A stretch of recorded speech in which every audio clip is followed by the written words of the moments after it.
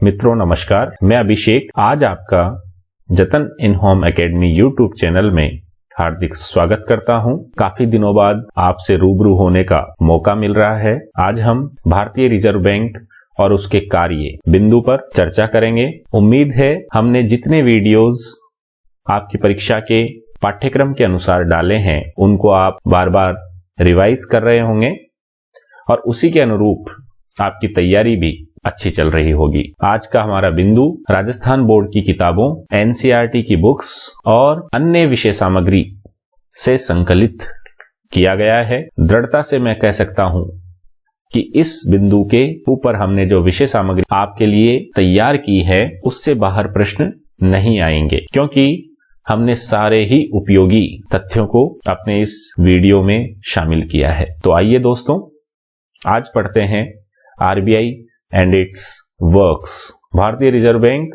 और उसके कार्य। सबसे पहला बिंदु ही हमारे लिए महत्वपूर्ण हो जाता है कि भारतीय रिजर्व बैंक के लोगो में जो इसका सिंबल है उसमें रॉयल बंगाल टाइगर और ताड़ अर्थात पाम ट्री के वृक्ष का अंकन किया गया है। आपको पूछा जा सकता है परीक्षा में कि भारतीय रिजर्व बैंक के लोगो में किस जानवर का चित्र है। हमारा आंसर होगा रॉयल बंगाल टाइगर। अगर आपको पूछा जाए किस वृक्ष का, किस पेड़ का अंकन है, तो वो ताड़ का वृक्ष है, पाम ट्री है। और आपके सामने हमने ऑफिशियल वेबसाइट से भारतीय रिजर्व बैंक के लोगो को कॉपी भी किया है। इसमें आप देख सकते हैं रॉयल बंगाल टाइगर और ताड़ का वृक्ष। तो आइए तथ्यों की ओर आगे बढ़ते हैं। भारतीय रिजर्व बैंक की स्थापना 1 अप्रैल 1935 को 1935 को भारतीय रिजर्व बैंक अधिनियम आरबीआई एक्ट 1934 के भारतीय रिजर्व बैंक अधिनियम के प्रावधानों के तहत आरबीआई की स्थापना 1 अप्रैल 1935 को हुई थी। चूंकि पहली बार आपके पाठ्यक्रम में यह विषय शामिल किया गया है, इसलिए उम्मीद है कि सामान्य तथ्यों पर परीक्षक का जोर रहेगा। तो आपके लिए यह तथ्य काफी महत्वपूर्ण हो जाता है कि आरबीआई की स्थापना किस वर्ष में हुई, तो हमारा आंसर होगा 1935 में। अगर आपको पूछा जाए कि आरबीआई की स्थापना किस अधिनियम के तहत हुई, हमारा आंसर होगा आरबीआई एक्ट 1934 के प्रावधानों के तहत। आगे चलते हैं।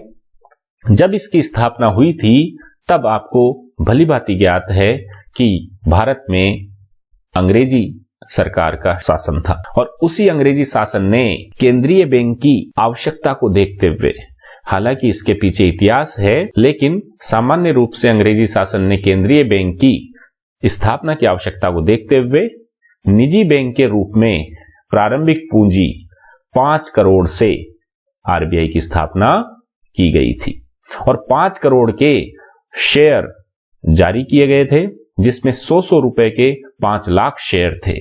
आपको इसे याद रखना है, शुरू में 5 करोड़ की पूंजी को 100 रुपए के 5 लाख शेयर के माध्यम से एकत्रित किया गया था। इतिहास को अगर हम देखें आरबीआई के, तो 1926 में 1926 में गठित हिल्टन यंग कमीशन, जिसे हम रॉयल कमीशन भी कहते हैं, इसकी सिफारिश पर आरबीआई को बनाया गया। प्यारे साथियों, हुआ क्या था कि 1914 से 1918 के बीच में जब प्रथम विश्व युद्ध हुआ था तो भारत की स्थिति आर्थिक रूप से डगमगा गई थी और उसी आर्थिक स्थिति को संभालने के लिए और 1921 में गठित इंपीरियल बैंक की सुपरमेसी अर्थात सर्वोच्चता के स्थान पर एक केंद्रीय बैंक की स्थापना की आवश्यकता महसूस की गई तत्कालीन सरकार के द्वारा। और इसीलिए तत्कालीन अंग्रेजी सरकार ने 1926 में जो एक कमीशन गठित किया गया था, हिल्टन यंग कमीशन, उसकी सिफारिश पर जाकर 1934 के अधिनियम के माध्यम से 1 साल बाद 1935 में आरबीआई की स्थापना की थी। मित्रों, आपको बता दूं भली भांति कि हिल्टन यंग कमीशन के साथ साथ आरबीआई की स्थापना में, उसके सिद्धांतों में और उसके दर्शन में डॉक्टर भीमराव अंबेडकर का महत्वपूर्ण योगदान है। डॉक्टर भीमराव अंबेडकर ने संविधान के निर्माण के साथ साथ आरबीआई की स्थापना में भी महत्वपूर्ण भूमिका निभाई थी। अगर आपसे प्रश्न पूछा जाए किस भारतीय नेता की या विद्वान की आरबीआई की स्थापना में भूमिका है, तो आप आंसर देंगे अंबेडकर साहब, डॉक्टर भीमराव अंबेडकर। मित्रों, अगला तथ्य है भारतीय रिजर्व बैंक देश का केंद्रीय बैंक है, सेंट्रल बैंक ऑफ इंडिया। कौन है? आरबीआई। आपको परीक्षक भ्रमित करने के उद्देश्य से पहला ऑप्शन एसबीआई दे सकता है, तो हमें बड़ा बैंक और चिरपरिचित नाम को ध्यान में नहीं रखना है। आप तुरंत बिना सोचे समझे एसबीआई को टिक ना करें। सेंट्रल बैंक की बात की जाए, केंद्रीय बैंक की बात की जाए, तो हमारा आंसर सिर्फ और सिर्फ आरबीआई होगा, रिजर्व बैंक ऑफ इंडिया होगा। इसका प्रमुख कार्य देश की बैंकिंग और वित्तीय प्रणाली को विनियमित करना। जितने भी बैंक्स हैं और जितना भी फाइनेंशियल सिस्टम है उनको रेगुलेट करना आरबीआई का मुख्य कार्य है। बैंकों की किस प्रकार शाखाओं का विस्तार होगा, उन्हें किन किन क्षेत्रों में लोन ज्यादा देना है, किन किन क्षेत्रों में लोन कम देना है, और समस्त उनके रिकॉर्ड्स को मॉनिटरिंग करने का काम आरबीआई करता है। देश की वित्तीय प्रणाली, चाहे वो सारे पेमेंट गेटवेज हों जिसके माध्यम से भुगतान किया जाता है, चाहे क्रेडिट कार्ड, डेबिट कार्ड का कोई सिस्टम हो, स्मॉल बैंक्स हो, पेमेंट बैंक्स हो, सभी जो कि वित्त से संबंध रखते हैं उनको विनियमित अर्थात रेगुलेट करने का काम और निगरानी करने का काम आरबीआई करता है। और इसीलिए रिजर्व बैंक ऑफ इंडिया का प्रमुख कार्य देश की मौद्रिक गतिविधियों का नियमन करना और उस पर नियंत्रण करना हो जाता है। मित्रों, अभी अभी हमने देखा कि भारतीय रिजर्व बैंक पर प्रारंभ में निजी स्वामित्व था। हमने आपको बताया कि 5 करोड़ की प्रारंभिक पूंजी से आरबीआई का निर्माण किया गया था और उसे आम लोगों में शेयर जारी करके इकट्ठा किया गया था। तो निजी स्वामित्व था और इसीलिए उसकी प्रभुता भी ज्यादा थी, मनमानी थी। इसीलिए 1 जनवरी 1949 को 1949 वेरी इंपॉर्टेंट डेट है हमारे लिए, हम इसे कंठस्थ रखेंगे। 1 जनवरी 1949 ईस्वी में राष्ट्रीयकरण भारत सरकार के द्वारा कर दिया गया और इसे पूर्ण रूप से अपने स्वामित्व में ले लिया गया। सिक्के और 1 रुपए का नोट, वेरी वेरी इंपॉर्टेंट। आपको परीक्षा में इन महत्वपूर्ण बातों में से ही प्रश्न पूछा जाएगा। सिक्के और 1 रुपए के नोट भारत सरकार द्वारा जारी किए जाते हैं, अर्थात भारत सरकार का जो वित्त मंत्रालय है वो सभी प्रकार के सिक्कों को जारी करता है। आगे देखते हैं, भारतीय रिजर्व बैंक सिर्फ इनके वितरण में मदद करता है। इनके अलावा 1 रुपए के नोट के अलावा जितने भी नोट हैं वो भारतीय रिजर्व बैंक द्वारा जारी किए जाते हैं। 1 रुपए के नोट पर वित्त सचिव भारत सरकार के हस्ताक्षर होते हैं।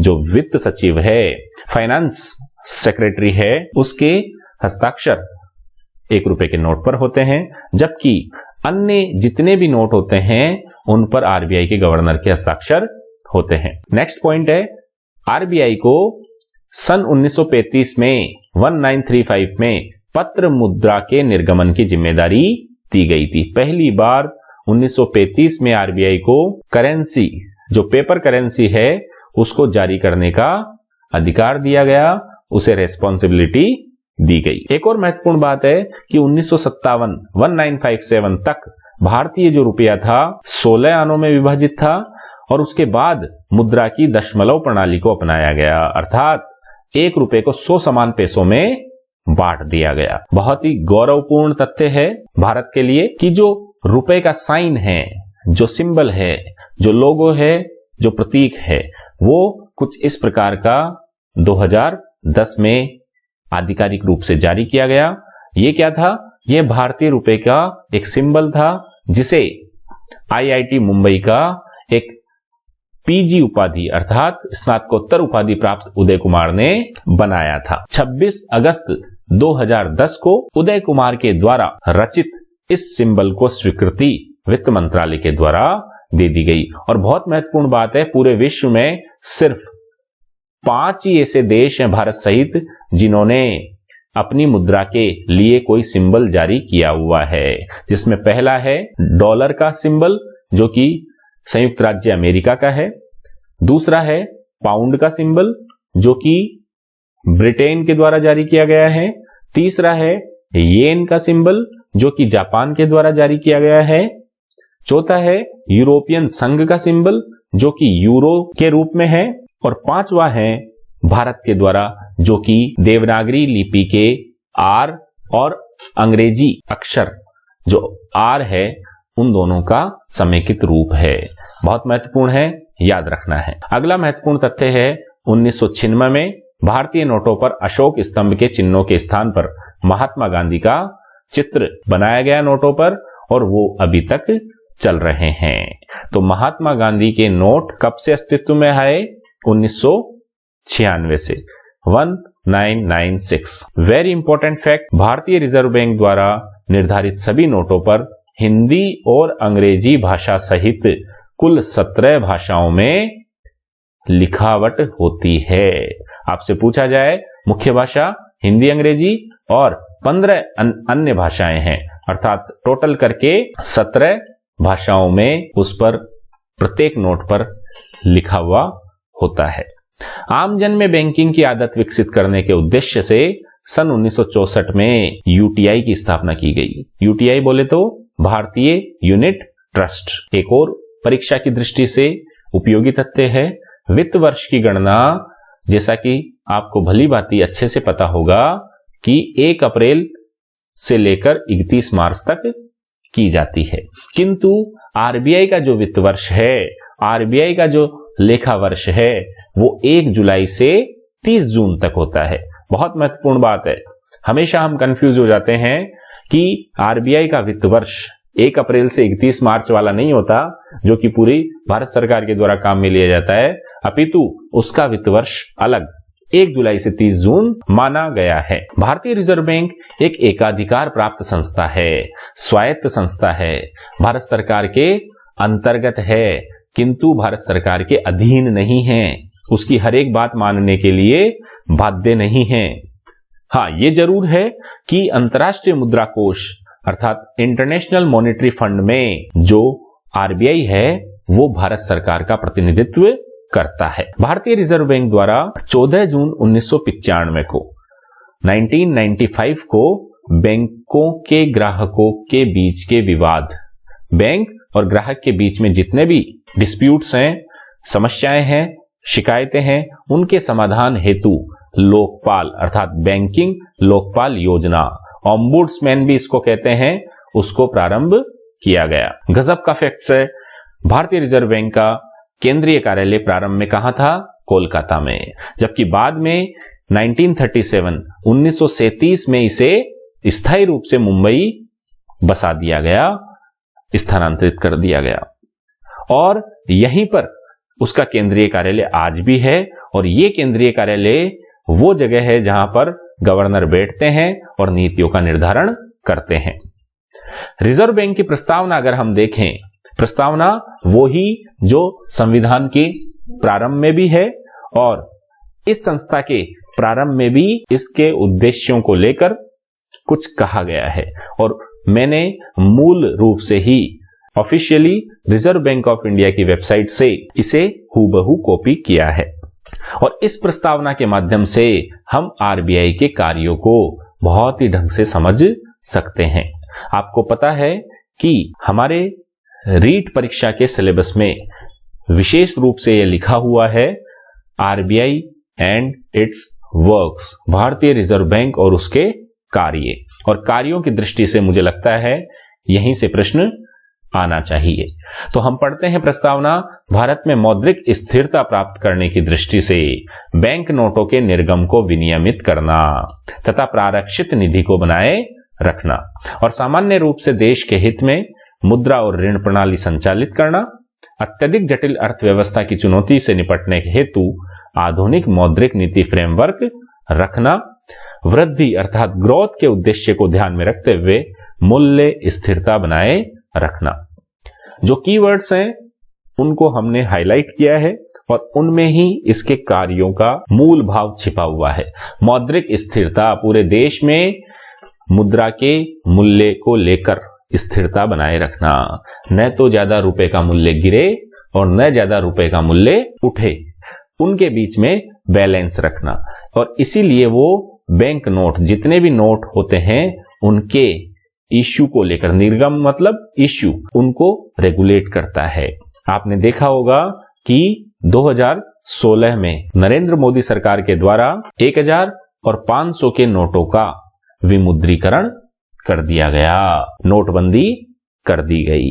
काले धन को रोकने के उद्देश्य से और जाली नोटों को रोकने के उद्देश्य से की गई इस नोटबंदी के पीछे भी मौद्रिक स्थिरता कहीं न कहीं उद्देश्य था।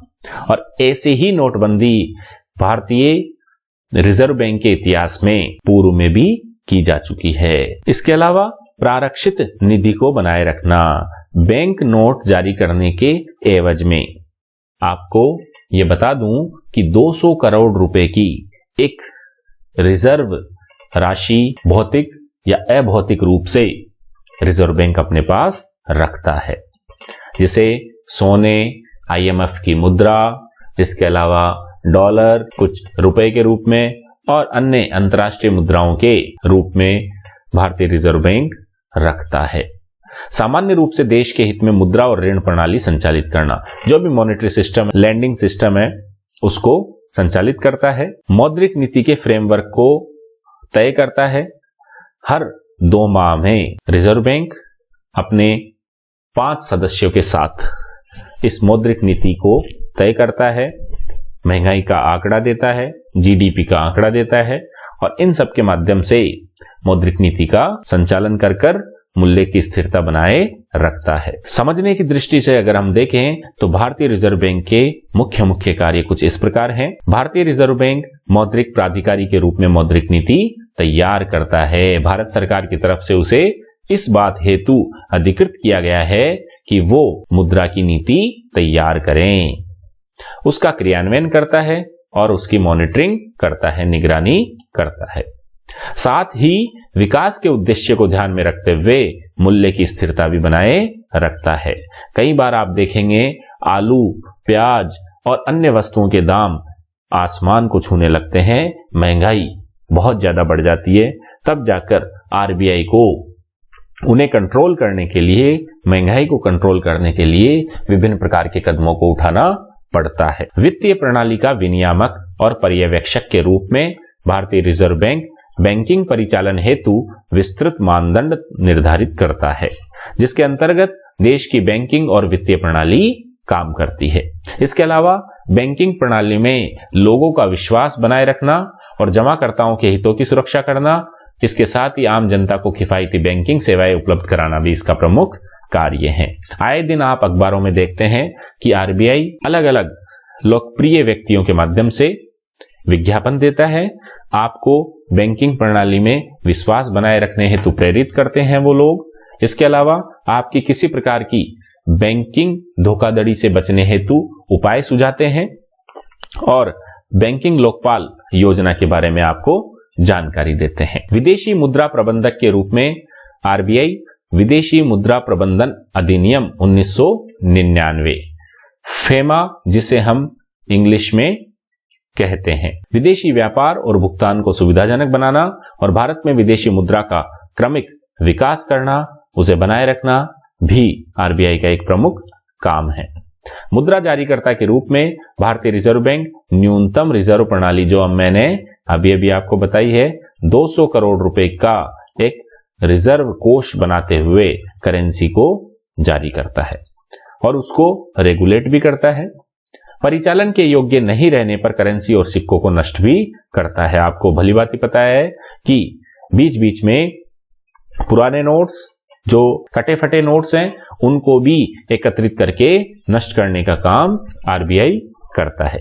आम जनता को अच्छी गुणवत्ता वाले करेंसी नोटों और सिक्कों की पर्याप्त मात्रा उपलब्ध कराना भी इसका प्रमुख उद्देश्य है। भारतीय रिजर्व बैंक सरकार का बैंकर है और यह केंद्र और राज्य सरकारों के लिए व्यापारी बैंक की भूमिका अदा करता है। भारतीय रिजर्व बैंक बैंकों के लिए भी बैंकर है।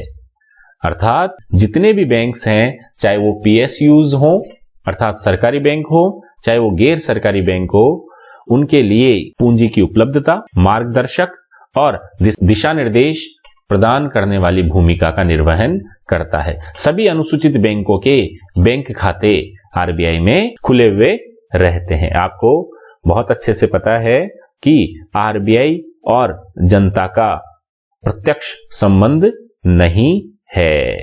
आरबीआई और जनता का अप्रत्यक्ष रूप से संबंध होता है, क्योंकि आरबीआई में आम जनता खाता नहीं खुला सकती। इसके अतिरिक्त आरबीआई मौद्रिक आंकड़ों का प्रकाशक भी है, जैसे ईज ऑफ डूइंग, जैसे आंकड़े किस राज्य में उद्योगों को लेकर कितनी सरल प्रक्रिया है उसको लेकर आंकड़े प्रकाशित करता है, जीडीपी को लेकर आंकड़े प्रकाशित करता है, महंगाई को लेकर आंकड़े प्रकाशित करता है।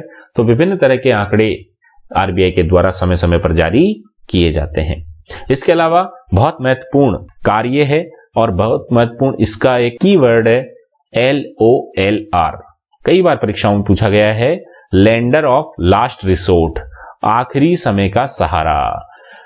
जहां भी कोई भी बैंक अगर डूबता हुआ प्रतीत होता है, उसको अगर वित्तीय अनियमितता या वित्तीय कष्टों का सामना अगर वो करे, तो फिर आरबीआई उसको सहारा देता है, फाइनेंशियली और अन्य प्रकार से भी। तो आरबीआई को आखिरी सहारा भी कहा जाता है, LOLR भी कहा जाता है। वेरी इंपॉर्टेंट है, आपको अधिकांश वीडियो में इसके बारे में नहीं बताया जाएगा। लेंडर ऑफ लास्ट रिसोर्ट के बारे में आपको बहुत अच्छे से याद रखना है। मित्रों, मैंने इस विषय सामग्री को तैयार करने में 15 दिन लगा दिए, क्योंकि बहुत रिसर्च किए, बहुत किताबों में से इसे आपके लिए प्रस्तुत किया है। पिछली परीक्षाओं में आरबीआई के टॉपिक से पूछे गए जो फैक्ट्स हैं, जो प्रश्न हैं, वो आपके लिए इसमें लेकर आया हूं और मुझे पूरा विश्वास है कि शायद ही कोई ऐसा वीडियो होगा जिसमें बिना समय गवाए आपको इतने सारे तथ्य एक मुश्त दे दिए जाएं। तो आप हमारा साथ दें, हमें प्रेरित करें, इस वीडियो को ज्यादा से ज्यादा शेयर करें ताकि सभी का फायदा हो, और इस चैनल को अपने फ्रेंड्स और फैमिली में शेयर करें। नेक्स्ट बिंदु है कि जितने भी पेमेंट गेटवेज हैं उनका पर्यवेक्षक आरबीआई है। अब पेमेंट गेटवेज क्या होते हैं? जब भी हम ऑनलाइन किसी को पेमेंट करते हैं तो वहां पर क्रेडिट कार्ड या डेबिट कार्ड की जब डिटेल्स डालते हैं, जब उनकी एंट्री करते हैं, तो हमें एक अन्य वेबसाइट पर, एक अन्य पेज पर ले जाया जाता है। उसे पेमेंट गेटवेज कहते हैं। आपको भली बात ही पता होगा, बिलडेस्क आपने ज्यादातर देखा होगा। जब हम कोई पेमेंट करते हैं, कोई भुगतान करते हैं, तो हमें बिलडेस्क एक पेज दिखता है और उस पर हम अपना नंबर वगैरह और सीवीवी और नाम वगैरह डालते हैं। उसके बाद वो पेमेंट फिर एक्सेप्ट होता है। तो जितने भी पेमेंट गेटवे हैं उनको मॉनिटर करता है कौन? आरबीआई। केंद्रीय बोर्ड की बात करें तो 21 सदस्यीय केंद्रीय बोर्ड आरबीआई का है। कौन? कितने सदस्य? 21 सदस्य। वेरी इंपॉर्टेंट फैक्ट है। एक गवर्नर और बाकी 20 अन्य व्यक्ति। भारतीय रिजर्व बैंक के केंद्रीय बोर्ड की नियुक्ति भारत सरकार द्वारा भारतीय रिजर्व बैंक अधिनियम के अंतर्गत की जाती है। इसकी नियुक्ति 4 वर्षों के लिए होती है, जिसमें 2 प्रकार के लोग होते हैं। पहले तो सरकारी निदेशक और दूसरे गैर सरकारी निदेशक। सरकारी निदेशकों में एक तो गवर्नर होता है और अधिकतम 4 उप गवर्नर होते हैं। 4 भी हो सकते हैं, 3 भी हो सकते हैं, 2 भी हो सकते हैं, लेकिन इनकी जो अधिकतम सीमा है वो 4 इस एक्ट के अंतर्गत रखी गई है। तो कुल मिला के 5 तो हो गए सरकारी निदेशक। इसके अलावा गैर सरकारी निदेशकों में सरकार के द्वारा नॉमिनेटेड, नामित विभिन्न क्षेत्रों से 10 निदेशक और 2 सरकारी अधिकारी होते हैं। इसके अलावा 4 निदेशक 4 स्थानीय बोर्डों से एक एक करके लिए जाते हैं। तो कुल मिला के 5 तो सरकारी निदेशक हो गए और गैर सरकारी निदेशकों में 10 ये हो गए, 2 ये हो गए और 4 ये हो गए। तो अर्थात 4, 2, 6 और 10, 16। तो 16 और 5 याद रखेंगे। 16 तो गैर सरकारी निदेशक और 5 सरकारी निदेशक। इन 5 में कौन एक समाहित है? गवर्नर। इस प्रकार 21 की संरचना बनती है आरबीआई के केंद्रीय बोर्ड की। वेरी इंपॉर्टेंट, मेरे हिसाब से आपके यही प्रश्न आना चाहिए कि आरबीआई का केंद्रीय बोर्ड कितने सदस्यों का होता है? तो हमारा उत्तर होगा 21 सदस्य। और अगर उसमें गवर्नर को अलग पूछा जाए तो आप यूं कह सकते हैं 20 + 1 गवर्नर। आगे चलते हैं, स्थानीय बोर्ड। इस बोर्ड का गठन देश के 4 क्षेत्रों मुंबई, कोलकाता, चेन्नई और नई दिल्ली से किया जाता है। प्रत्येक बोर्ड में 5 सदस्य होते हैं जो केंद्र सरकार द्वारा 4 वर्ष की अवधि के लिए नियुक्त किए जाते हैं। साथियों, इस स्थानीय बोर्ड का प्रमुख जो कार्य होता है वो अपने अपने स्थानों के मामलों पर केंद्रीय बोर्ड को एडवाइस देना होता है, सलाह देना होता है। स्थानीय सहकारी और घरेलू बैंकों की प्रादेशिक और आर्थिक आवश्यकताओं का प्रतिनिधित्व करना और केंद्रीय बोर्ड को समय समय पर सहायता प्रदान करना इस स्थानीय बोर्ड का काम होता है। एक और बोर्ड है वित्तीय पर्यवेक्षण बोर्ड, और इसकी स्थापना आरबीआई के केंद्रीय बोर्ड की एक समिति के रूप में 1994 में की गई थी। भारतीय रिजर्व बैंक वित्तीय पर्यवेक्षण का कार्य इसी बोर्ड के दिशा निर्देशों के अनुसार करता है। जो फाइनेंशियल सुपरविजन का कार्य है वो आरबीआई इसी बोर्ड की सहायता से करता है। इस बोर्ड का गठन केंद्रीय बोर्ड के 4 निदेशकों को सहयोजित सदस्य के रूप में 2 साल के लिए शामिल करके किया जाता है। गवर्नर इसके अध्यक्ष होते हैं और उप गवर्नर इसके पदेन सदस्य होते हैं। तो अर्थात इसको हम यूं कह सकते हैं कि एक तो गवर्नर, चारों उप गवर्नर इसके सदस्य 5 और 4 ये, तो 9 सदस्यीय ये पर्यवेक्षण बोर्ड हो गया आपका। कितने सदस्य? 9 सदस्य, याद रखना है। और इसका प्राथमिक जो उद्देश्य है वो है वाणिज्य बैंकों, वित्तीय संस्थाओं और गैर बैंकिंग वित्तीय संस्थाओं सहित समस्त वित्तीय क्षेत्र का समेकित रूप से अर्थात एक साथ पर्यवेक्षण करना, एक साथ उनकी देखा देखी निगरानी करना। और सामान्यतः इस बोर्ड की बैठक माह में एक बार तो आयोजित होती ही है। अगला तथ्य है हमारा, भारतीय रिजर्व बैंक प्रत्येक वर्ष अगस्त में एक सांविधिक रिपोर्ट जारी करता है, एक लीगल रिपोर्ट जारी करता है अगस्त में, जिसे हम आरबीआई की वार्षिक रिपोर्ट भी कहते हैं। आरबीआई धारा 7(1) के तहत केंद्र सरकार रिजर्व बैंक के गवर्नर से परामर्श कर बैंकों को ऐसा निर्देश दे सकती है जो जनता के हित में आवश्यक हो। धारा 7(1) का इस्तेमाल करके केंद्र सरकार बैंक को ऐसे गाइडलाइन प्रदान कर सकती है। वेरी इंपॉर्टेंट धारा है। भारतीय रिजर्व बैंक आरबीआई एक्ट 1934 से बैंकों के कार्यों पर नियंत्रण करता है और बैंकिंग विनियमन अधिनियम 1949 के माध्यम से वित्तीय क्षेत्र पर कंट्रोल करता है। 2 एक्ट हैं, एक तो आरबीआई एक्ट 1934 और एक है बैंकिंग रेगुलेशन एक्ट 1949।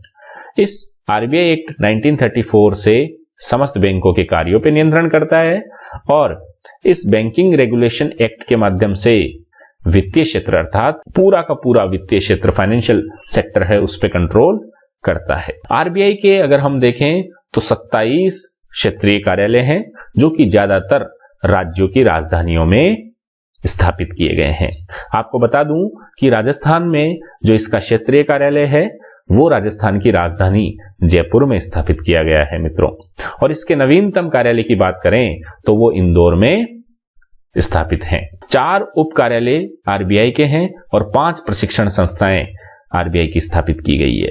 बहुत महत्वपूर्ण बात है कि आरबीआई एक्ट 1934 के सेक्शन 22 के तहत ही भारतीय रिजर्व बैंक नोट मुद्रण प्राइवेट लिमिटेड 10,000 रुपए तक के नोट छापने का भी अधिकार रखती है। आरबीआई की ये शाखा नोट छापने का अधिकार इस सेक्शन के तहत रखती है और अधिकतम कहां तक छाप सकती है? 10,000 रुपए तक के note. Very important fact, please keep it in mind. जो महत्वपूर्ण तथ्य हैं उनको हमने हाईलाइट किया है रेडिंग से।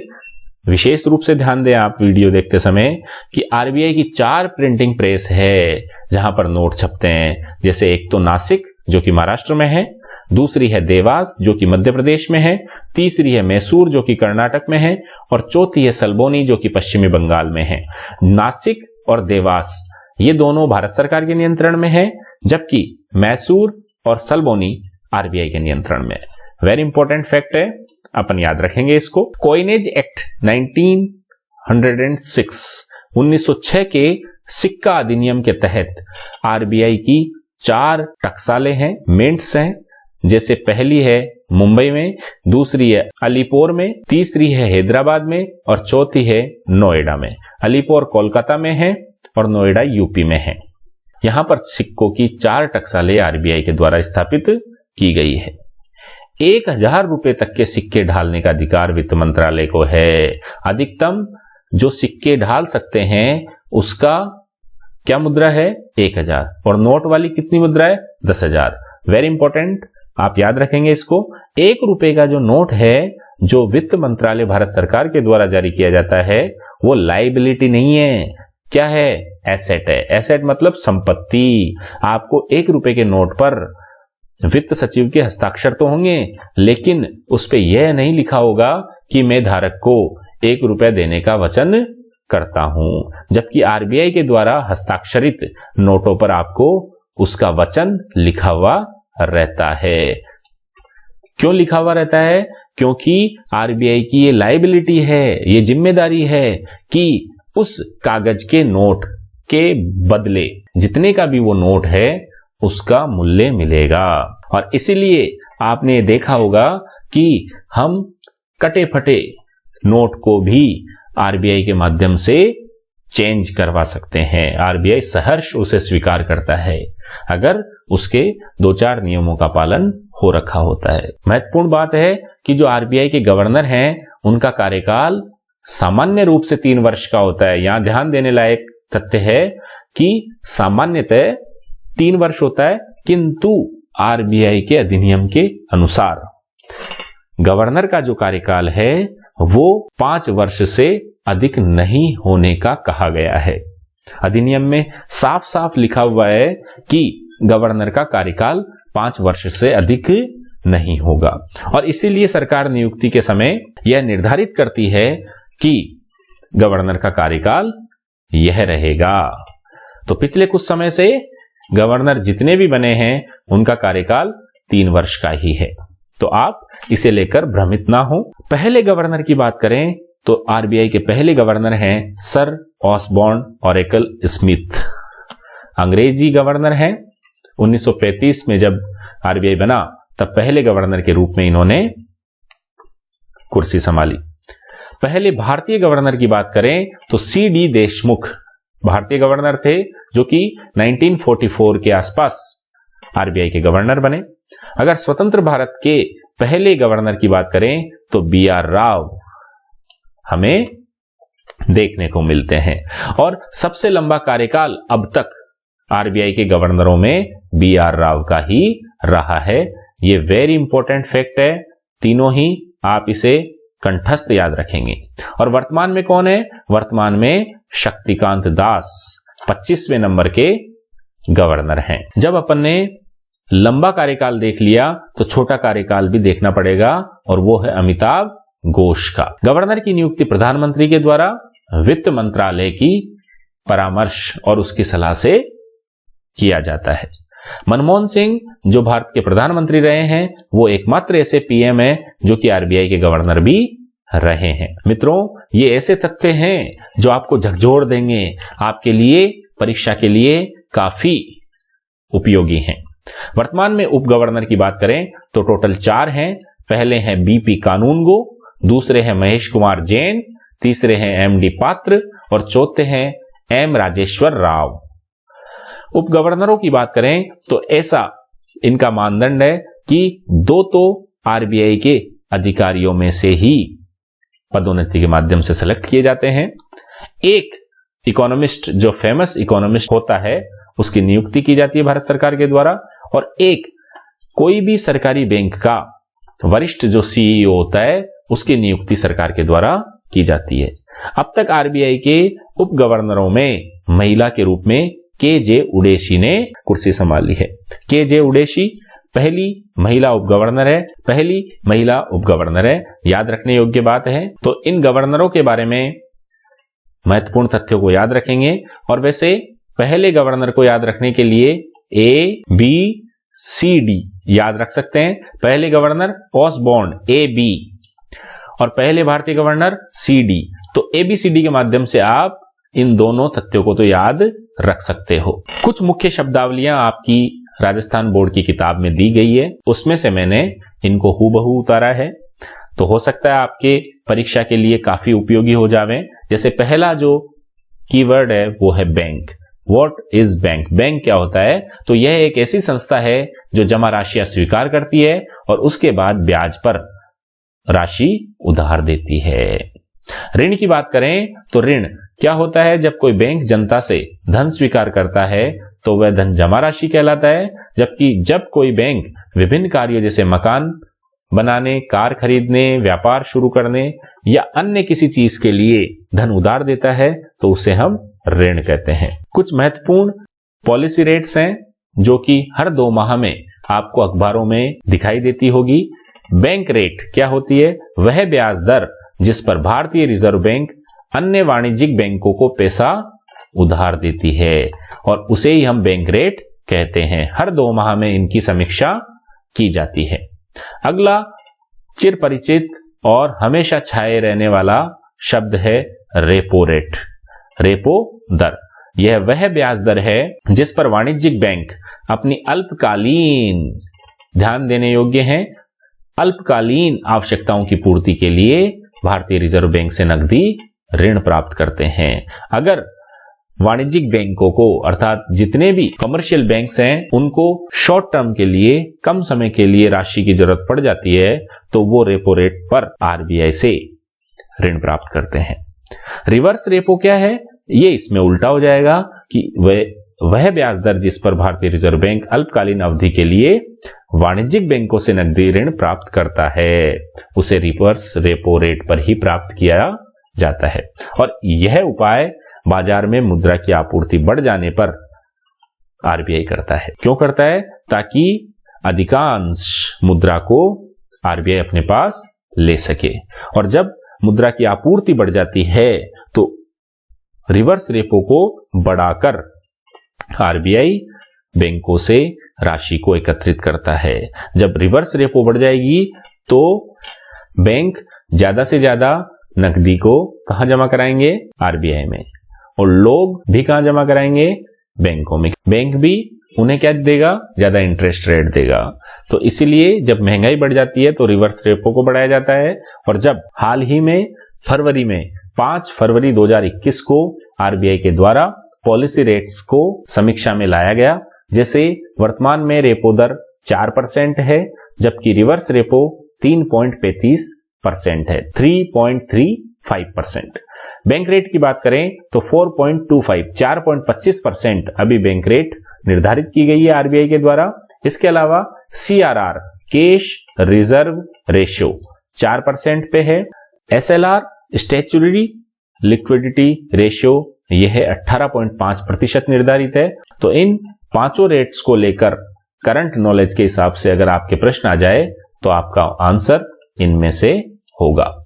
हर 2 माह में 5 सदस्यीय ये MPC जो मॉनेटरी पॉलिसी कमेटी है वो हर 2 माह में इन पॉलिसी रेट्स को रिवाइज करती है, इनको निर्धारित करती है। जैसे पहली जो पॉलिसी समीक्षा है वो अप्रैल में आती है। इस प्रकार आप गिन लें, पहली जो समीक्षा आप गलती से भी ये ना कर दें कि फरवरी में आएगी, जनवरी में आएगी या मार्च में आएगी। पहली जो समीक्षा है वो अप्रैल में आएगी। मार्च अप्रैल की समीक्षा एक साथ अप्रैल में आती है और फिर मई जून की जून में आती है, जुलाई अगस्त की अगस्त में आती है, सितंबर अक्टूबर की अक्टूबर में आती है, नवंबर दिसंबर की दिसंबर में आती है और जनवरी फरवरी की अर्थात छठी जो समीक्षा है वो फरवरी में आती है। तो ये जो समीक्षा है वो वर्तमान जो वित्त वर्ष है उसकी अंतिम समीक्षा है। अगली शब्दावली है हमारे लिए क्रेडिट कार्ड। आजकल बहुत ज्यादा चल रहा है, आप इसे अच्छे से समझें। यह एक अल्पकालीन उधार का स्वरूप है। बैंक द्वारा एक कार्ड जारी किया जाता है जिससे धारक को अर्थात जिसे मिला है ये क्रेडिट कार्ड उसको वास्तविक नकद भुगतान प्राप्त नहीं होता, बल्कि वस्तुओं और सेवाओं की खरीद को करने के लिए उसे क्रेडिट मिलती है, ऋण मिलता है। डेबिट कार्ड जिसे हम एटीएम के नाम से ज्यादा जानते हैं, बैंक द्वारा जारी ये एक इलेक्ट्रॉनिक कार्ड होता है और व्यक्ति अपने खाते में पड़ी धनराशि को ही एटीएम के माध्यम से निकाल सकता है। एटीएम कार्ड के रूप में ज्यादा चिर परिचित हो आप लोग, एटीएम कार्ड, डेबिट कार्ड एक ही बात है। एटीएम क्या है? अब एटीएम वो स्वचालित टेलर मशीन है जिसे अंग्रेजी में ऑटोमेटेड टेलर मशीन कहा जाता है। एसएससी, आईबीपीएस पीओ, क्लर्क और अन्य कई सारी परीक्षाओं में इस एटीएम की फुल फॉर्म पूछी जा चुकी है। आप इसे थोड़ा ढंग से याद रखें। ऑटोमेटिक नहीं है, ऑटोमेटेड है, टेलर मशीन। इस एटीएम से व्यक्ति विभिन्न बैंकिंग सेवाओं जैसे नकदी आहरण अर्थात रुपए निकालना, अपना बैलेंस मालूम करना, कोई बिल का भुगतान चाहे वो बिजली का हो, नल का हो, फोन का हो, इसके अलावा एक व्यक्ति से दूसरे व्यक्ति को राशि भेजने में इत्यादि सभी प्रकार की सेवाओं को संचालित करने में इस एटीएम मशीन का उपयोग व्यक्ति करता है। और इसका उपयोग करने के लिए जैसा कि हमने बताया डेबिट कार्ड की अर्थात एटीएम कार्ड की आवश्यकता होती है। चेक क्या है? यह खाता धारक द्वारा अपने बैंक को दिया गया एक अनुदेश है अर्थात आदेश है जिससे चेक धारक को एक निश्चित धनराशि प्राप्त करने का अधिकार मिलता है। बैंक खातों के प्रकार। परंपरागत रूप से बैंक में 4 प्रकार के खाते खोले जाते हैं जिनके नाम है चालू खाता, बचत बैंक खाता, आवर्ती जमा खाता और एफडी अकाउंट अर्थात नियमितावधि अकाउंट। पहला है चालू खाता।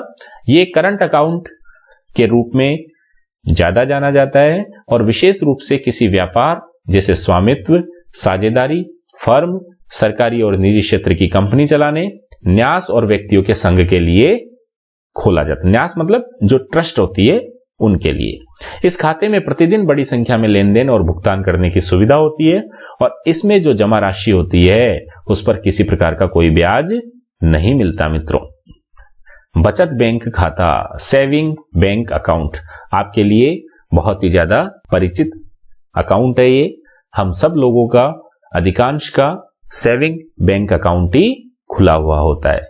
लोकप्रिय खाता है और लोगों को बचत हेतु और अपनी धनराशि इकट्ठा करने हेतु यह खाता खोला जाता है। इस पर एक न्यूनतम ब्याज भी देय होता है और ये खाते एकल या संयुक्त नामों से भी खोले जा सकते हैं। आवर्ती की बात करें तो इसे हम आरडी अकाउंट भी कहते हैं। एकल या संयुक्त नामों से भी इसे खोला जा सकता है। जिस प्रकार बचत बैंक खाते को एकल और संयुक्त नाम से खोला जाता है उसी प्रकार आरडी अकाउंट को भी आप संयुक्त या एकल नाम से खोल सकते हो। रेकरिंग डिपॉजिट अकाउंट इसका पूरा नाम है। यह खाता उन लोगों द्वारा खोला जाता है जो नियमित रूप से बचत करना और अधिक ब्याज प्राप्त करना चाहते हैं। इस खाते में आहरण की अर्थात पैसा निकालने की अनुमति एक निश्चित समय से पहले नहीं होती और निश्चित अवधि के लिए हर महीने एक निश्चित राशि ही इसमें जमा की जा सकती है और निर्धारित अवधि के अंत में पूरी राशि ब्याज सहित वापस कर दी जाती है। और इसकी अगर पूरी अवधि की बात करें तो 6 महीने से लेकर 120 महीने तक की पूर्णता अवधि के लिए आरडी अकाउंट खोला जाता है। एफडी अकाउंट जिसे हम नियतावधि जमा खाते भी कहते हैं, इसको हम फिक्स्ड डिपॉजिट अकाउंट के रूप में जानते हैं।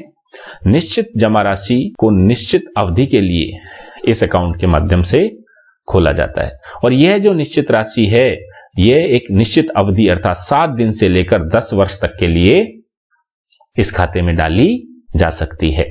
इस खाते में पूर्णता अवधि से पहले आहरण की कोई अनुमति नहीं होती। अगर आवश्यकता पड़ने पर इसे अवधि से पहले खोला जाए तो इसमें कुछ पैसा दंड स्वरूप काटकर यह खाता बंद किया जाता है।